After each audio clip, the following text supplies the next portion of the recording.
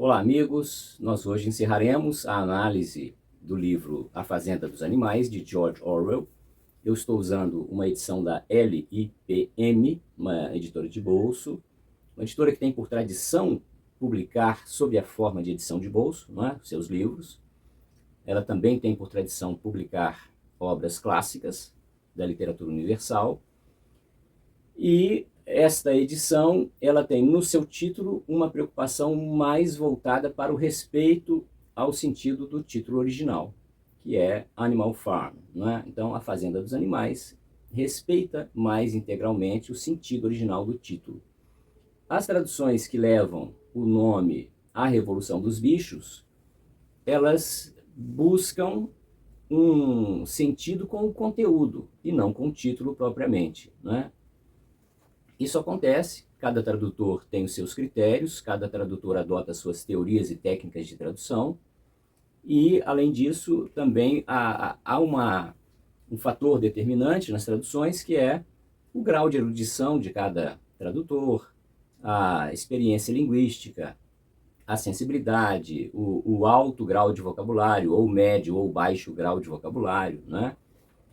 Os anos de experiência, os anos de vida, tudo isso interfere na qualidade final, no resultado final de uma tradução.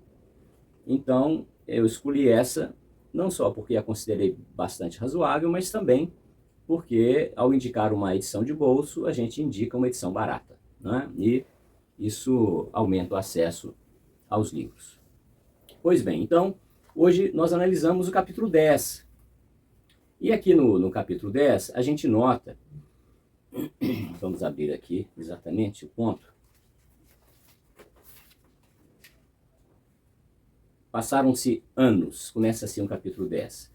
Então, nesse passaram-se anos, anos se passaram, a gente percebe que a passagem do tempo é importante para mostrar para o leitor o quanto esses sistemas organizam e realizam a perda da memória. A perdição da memória é importante para os sistemas opressores, porque quando você perde a referência do tempo anterior à Revolução, você fica sem termo de comparação, não é? Neste momento da nossa história, por exemplo, nós estamos assistindo ao fato de a anteriormente deputada estadual por São Paulo, Janaína Pascoal, ter que voltar ao magistério. Ela é uma servidora pública, ela é docente na Faculdade de Direito da USP e foi deputada por 4 anos. Exerceu um importante papel como professora penalista e como doutora em Direito. Ela não é só bacharel, ela é mestre e doutora em Direito, e é professora de mestrado e doutorado em Direito, né? E a Janaína exerceu um papel muito importante no impeachment da presidente Dilma. Vejam, os alunos da Faculdade de Direito da USP rejeitam hoje uma professora com esse gabarito, com essa qualidade técnica. Ora, duas coisas são responsáveis por isso. A primeira é a perdição da memória, né? E a segunda é a relativização dos conceitos e dos valores promovida pela universidade. Nós sabemos que a universidade brasileira hoje deixou de ser centro de excelência em ensino, pesquisa e extensão e passou a ser centro de doutrinação, de proposição e demonstração da importância do hedonismo, não é? A universidade hoje sobreleva o hedonismo, coloca o hedonismo acima do humanismo, acima da filosofia, acima dos valores e princípios, relativizando os conceitos, as categorias dos diferentes campos de saber que tratam desses conceitos, como é o caso da filosofia, da teologia, da ética, não é? Da própria filosofia do direito. Então vejam, a universidade hoje recusa uma professora íntegra, uma professora que preza pela legalidade. Por quê? Porque ela defende a ideologia, o olhar ideológico imposto sobre o direito. Ela defende muito mais o ativismo judicial do que o respeito às teorias do direito, o respeito à história do direito, o respeito ao ordenamento jurídico brasileiro, o respeito às instituições jurídicas, o respeito à Constituição, né? Então, esses alunos que durante o impeachment da Dilma tinham 14 anos, 15 anos, eles tiveram não só a perdição da memória para reconhecer o valor dessa professora, antes sequer de entrarem para essa instituição. Eles sequer conviveram com ela como professora e já a rejeitam. Eles sequer têm memória da contribuição que ela deu para o país e já a rejeitam. Então, a perdição da memória, a construção da perdição da memória é algo muito importante para os regimes totalitários, não é? Para tirar esse termo de comparação com os momentos de liberdade, com os momentos de valores, com os momentos de respeito aos princípios e ao ordenamento jurídico, não é? Então vejam, o tempo passa, a perdição da memória é feita. Bola de Neve, que foi uma figura importante, fundamental, junto com o Maioral, né, que é o porco que concebeu a ideia da revolução, eles já fazem parte de um passado esquecido, que é o que se pretende fazer hoje com a imagem do presidente Bolsonaro. Não é? O momento opressor instalado hoje não quer ter lembrança de alguém que respeitava integralmente as chamadas 4 linhas da Constituição. Não quer ter memória de alguém que propagava o tempo todo a importância da liberdade individual, não é? A importância do patriotismo, dos valores, etc. Então, Bola de Neve foi esquecido, Maioral foi esquecido, né? A ideia de aposentadoria, que era algo que fazia parte da utopia apresentada pelos revolucionários, já foi esquecida. Já não se tem mais lembrança do que era a proposta de aposentadoria apresentada aos animais antes da ocorrência da Revolução, né? Bola de Neve está velho, aliás, perdão, o Napoleão está velho, Bola de Neve esquecido, Maioral esquecido, os rituais que outrora tinham sido construídos para a preservação da memória deles foram abolidos, né? A população aumentou intensamente, mas os jovens que chegam sem notícia da rebelião e chegam sem notícia de como era a vida na fazenda antes da rebelião, não é? Então, como disse, a memória está perdida, não é? A fazenda havia prosperado, ela estava próspera, mas essa prosperidade, uma coisa que a gente percebe com muita clareza, ela era construída graças à possibilidade de convívio com o capital e com tudo aquilo que o capital representa, não é? Tudo aquilo que a liberdade econômica representa. Então, a parte dessa nova geração não só não sabia que a revolução tinha ocorrido, como não sabia como era a vida antes e como também não percebia a importância daqueles vínculos secretos com o capitalismo para a manutenção, para a geração da possibilidade de riqueza e desenvolvimento na fazenda, não é? Então ela tinha certo progresso, tinha certo desenvolvimento, mas esse desenvolvimento era garantido exclusivamente pela relação com a liberdade econômica, né? Pois bem, os porcos de todas as espécies animais, os porcos eram os únicos que tinham acesso ao progresso, ao resultado do progresso, ao luxo, ao conforto do progresso. Quem leu o capítulo 10, quem leu o romance, a novela, né, perdão, percebeu isso, não é? Pois bem, eram eles que detinham a burocracia, eram eles que detinham, portanto, a organização do sistema burocrático, do sistema econômico, da produtividade, e só a eles chegava o fruto desse trabalho, não é?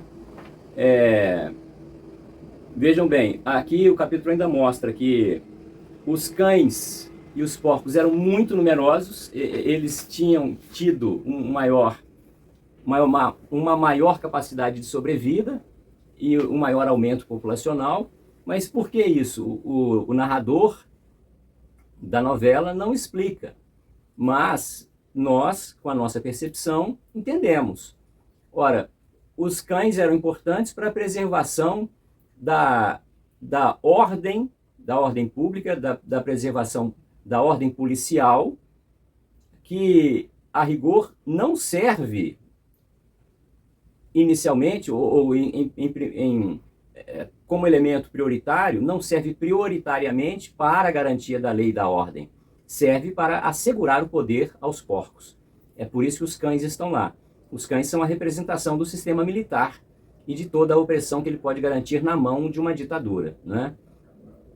E os porcos crescem mais porque eles são os detentores. Então essa ideia de que eles são mais numerosos é exatamente para revelar o quanto nas ditaduras e nos sistemas socialistas, ou nas ditaduras advindas dos sistemas socialistas, o quanto essas duas categorias são as que mais proliferam e são as únicas que têm acesso aos luxos e confortos, né?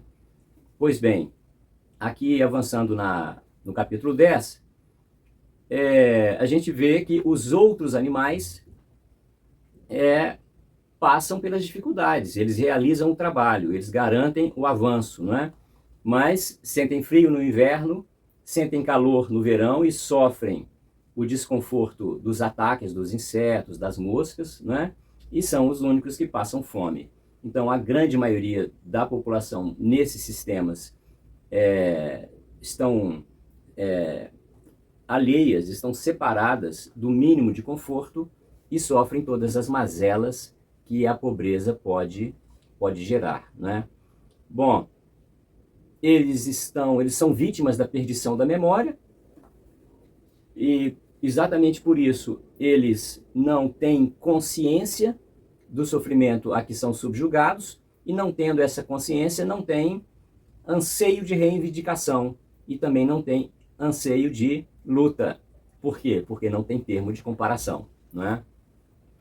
É interessante que as únicas informações, você se lembra do quanto a informação é importante no discurso da obra. E o primeiro momento em que essa informação nos é dada é quando a cartilha e a alfabetização são restritas aos porcos. A gente começa a perceber o quanto a falta de leitura gera transtorno para os animais, né? E então, como falta leitura, falta estrutura de informação, aquilo e a perdição da memória está presente. Além disso, a propaganda está lá para assegurar os ideais e valores revolucionários.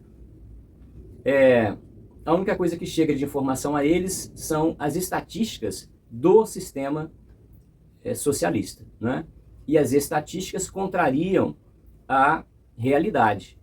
Nas estatísticas não há fome, não há frio, não há prejuízo social, não é? As estatísticas, como são frequentemente repetidas pela propaganda, a percepção do próprio sofrimento fica minimizado, porque aquilo é tornado comum, não é? Bom, e junto com a estatística é preservado também pela propaganda o discurso de que é bom ser animal na fazenda dos animais, é bom ser cidadão naquele sistema revolucionário, apesar de opressor. Então vejam, o orgulho da ideia de revolução é mantido pela retórica, mas acontece do meio do capítulo para o fim, né, exatamente no 10º, que é o último capítulo, acontece uma transmutação planejada pelo sistema revolucionário. Nós sabemos que as ovelhas representam a educação, a cultura, a imprensa, né? Elas reproduzem os chavões, os motes, os elementos mais importantes da propaganda. Então, em um dado momento do romance, o personagem esganiço afasta, tira as ovelhas do convívio com a sociedade e fazem com que elas substituam aquele mote. O que é um mote? Né? É um motivo, é um motor, é aquilo que elas obstinadamente repetem. Qual era o mote delas, né? Era 2 pernas ruim, 2 pernas mal, 4 pernas bom, não é isso? Que elas sempre repetiam para lembrar a todos que o bom é ter 4 patas, o bom é ser animal, não é? E aquilo que representa o humano é péssimo, o humano, ou seja, o outro povo, a outra cultura, o outro sistema tem que ser esquecido, tem que ser atacado, vilipendiado, excluído, porque nos oprime. Então, esse sempre foi o mote reproduzido pelas ovelhas, mas quando elas são afastadas da sociedade, nessa parte do capítulo, lhes é ensinado um novo mote. Qual é? Quatro pernas bom, né? Quatro pernas bom, duas pernas melhor. Vejam, a ideia de ter quatro patas é importante, é mantida, mas a noção de ter duas pernas, duas patas, é introduzida como ainda melhor. Então, o que nós temos? Nós temos uma tentativa de humanização dos animais. E assim que elas são afastadas e aprendem esse novo mote, né, interiorizam o novo mote, elas são trazidas de volta no momento em que as lideranças passam a andar sobre duas pernas. Então, desta parte em diante, os porcos começam a ser humanizados, eles começam a se humanizar e a impor a humanização também dos demais animais. Neste momento, os 7 mandamentos são substituídos, são refeitos e transformados, são reduzidos a um só. Antes havia um conjunto de mandamentos e agora todas aquelas leis e proibições que a Revolução impunha foram esquecidas. Absolutamente todas. E o único mote que é trazido, além de 4 pernas bom, 2 pernas melhor, vai ser: todos os animais são iguais. Isso estava lá nos mandamentos. Mas alguns são mais iguais do que os outros. Então, a partir daí, não só os animais são humanizados, como existe a aceitação legal, né, a aceitação moral e ética de que alguns porcos são melhores, alguns animais são melhores que os outros, merecem mais direitos que os outros. E nesse caso, os animais são os porcos, né? Existe esse processo de transmutação do comportamento animal natural para o comportamento humanizado, mas a parcela humana que é incorporada pelos animais não é a parcela da dignidade, não é a parcela da organização do pensamento, da construção da linguagem, da ética, da moral, da religiosidade, do respeito ao outro, da solidariedade. Não são as virtudes, né? O que nós assistimos, o que nós vemos é a incorporação daquilo que é próprio dos sistemas opressores, né? Que é exatamente a que vemos e a que assistimos hoje aqui no Brasil de 2023 para cá, né? Bom, aí vem uma cena importante, que é a cena final. Os humanos que conviviam com os porcos nos processos de negociação, de compra de bens, de troca de produtos, de acordos, de apoios mútuos, né? Eles fazem uma visita à fazenda. Essa visita não é divulgada, mas os outros animais a notam, a percebem. E claro, os homens vão para a sede da fazenda, porque o convívio deles é exclusivamente feito com os porcos. E ali eles vão festejar, né? Vão festejar o fato, principalmente, de a propaganda do mundo exterior ter aceitado a fazenda dos animais como um grupo social não tão marcado pelo erro e por aquilo que deve ser rejeitado, né? Passa a haver a troca do preconceito anterior pela aceitação. Então, é o momento da novela que marca a consolidação plena do socialismo num povo. Vejam o que acontece hoje no mundo, né? Nos anos 60, as ideias socialistas eram absolutamente rejeitadas pela maioria dos países do Ocidente. E hoje as ideias comunistas, socialistas, são plenamente aceitas, não só plenamente aceitas, como impostas, né? Principalmente por essa estrutura que nós vimos se instalar com a abertura dos mercados, né, com os blocos, o bloco europeu, os blocos econômicos que foram se construindo aí, que vieram, né, foram impostos às sociedades ocidentais. Então, durante essa visita, durante essa fazenda, há um festejo e essa cena é vista às escondidas pelos animais. E ali, embora eles não tenham muita noção do passado, ali há uma certa pasmação, há uma certa estupefação com o que está acontecendo, porque os porcos coroam essa transmutação, essa humanização diante dos animais, que veem tudo às escondidas pelas frestas de portas e janelas, não é? Então, diante da ceia, há a percepção da estratificação. Não é? Os homens falam claramente em classes superiores e classes inferiores, no mundo exterior, à fazenda, e os porcos falam claramente em animais superiores e animais inferiores. Então, essa percepção chocante acontece ali diante dos olhos dos animais. E os humanos parabenizam os porcos por essa capacidade de exploração dos outros animais, né? Existe um discurso no final, esse discurso é feito pelo Napoleão, né? Ele se declara feliz e com o fato de que aqueles boatos, a propaganda, na verdade, né, exterior, terem sido reduzidos.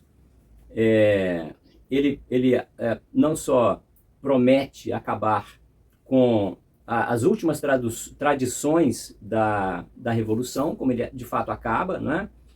A ponto, inclusive, de mudar o nome da fazenda, que com a Revolução passou a se chamar Fazenda dos Animais, e agora, durante essa festa, durante o discurso, ela volta a se chamar Fazenda do Solar. Então é muito curioso o fato de que, com a consolidação do sistema, tudo aquilo que era criticado pelos revolucionários passa a ser incorporado, né? E ao final desse discurso, Napoleão propõe um brinde à prosperidade da fazenda, né? E os bichos, ali ao final, eles assistem a esse brinde, assistem, como eu disse, estupefatos a esse brinde, e eles ficam muito impressionados com a transformação facial dos porcos, né? com as múltiplas faces que os porcos incorporam, assimilam, etc. Então, o que acontece? Nesse momento final da novela, a gente vê claramente que não havia verdade nos semblantes, não havia verdade nos rostos, né? A naturalidade, aquela que existia lá no primeiro capítulo, quando o maioral fez o primeiro discurso, né? Aquela espontaneidade deixou de existir. E aí a certeza, a clareza da perda da naturalidade, dos valores, dos princípios, né? Já não há mais sonho, já não há mais utopia, já não há mais valor. E o que claramente sobra é o interesse na manutenção do poder. E aí vem uma cena, a cena que encerra tudo, que é uma cena de um jogo de cartas. E aí vale uma informação, né? No século XVI, na Inglaterra, o jogo de baralho foi um jogo muito difundido, muito popular. Os ingleses viviam comprando ali os cartões para jogarem. Então, o governo de então encontrou ali, no hábito de comprar baralhos, uma forma de tributação e passou a bater um carimbo de quitação de pagamento de imposto em todo o conjunto de cartas que era comprado e cujo pagamento de imposto era feito ali no ato da compra. E como as cartas do baralho vinham numa certa ordem, e a primeira delas era o as, né, o as de espada, era o as de espadas que vinha com esse carimbo. Por isso que ainda hoje, tradicionalmente, no baralho, o as de espadas é uma carta muito bonita, né? Muito bem desenhada. E com um valor atribuído, né? Um valor específico atribuído. Então vejam, na cena final do romance, nós todos sabemos que só existe um valete de ouros, um valete de paus, né? De copas, de espadas, assim como só há um rei de cada um desses naipes, assim como só há um as. E no final da cena, os dois representantes dos dois grupos ali durante o jogo, jogam à mesa um as de espadas. E a novela se encerra exatamente com essa cena patética de demonstração, de incorporação do que há de pior por parte dos porcos, né? Que é essa coisa da trapaça, da jogatina, do roubo, da usurpação de todo e qualquer princípio de legalidade, de postura ética. Então assim termina a novela. Vocês viram que ela é uma metáfora que é muito bem desmontada, né? Descodificada por qualquer cidadão que vive um regime assim, né? O cidadão que vive um regime com essas características, tão logo começa a leitura da obra, vai logo se identificando, vai logo encontrando os comportamentos dos seus políticos e estampando em cada momento da obra o seu momento histórico. E é o que acontece conosco hoje, né? Pois bem, então terminamos aqui a leitura comentada, né, a análise da novela A Fazenda dos Animais, de George Orwell. Iniciaremos na próxima quinta uma nova obra. E a partir de março de 2023 começaremos com encontros presenciais para análise e interpretação de obras clássicas da literatura e da filosofia política. Esses encontros acontecerão inicialmente em Niterói e no Rio de Janeiro. Em Niterói, no CDL, e no Rio de Janeiro, em endereço ainda não sabido. Aguardo vocês nas minhas redes sociais e nesses nossos encontros presenciais. Um grande abraço a todos vocês, que Deus os abençoe.